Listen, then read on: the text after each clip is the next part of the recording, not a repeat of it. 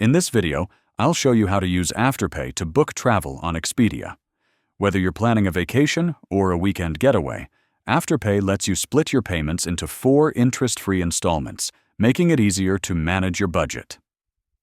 First, download the Afterpay app and log in. Once you're in, tap the search bar and type Expedia to find their store page. Browse through Expedia's offerings: hotels, flights, car rentals, and vacation packages. When you find something you like, tap on it to view the details. At checkout, select Afterpay as your payment method.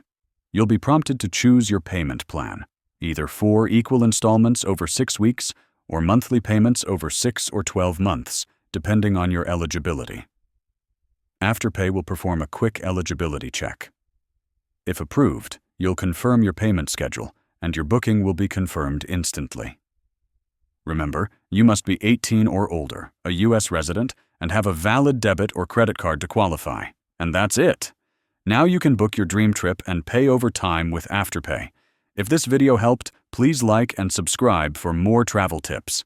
Thanks for watching.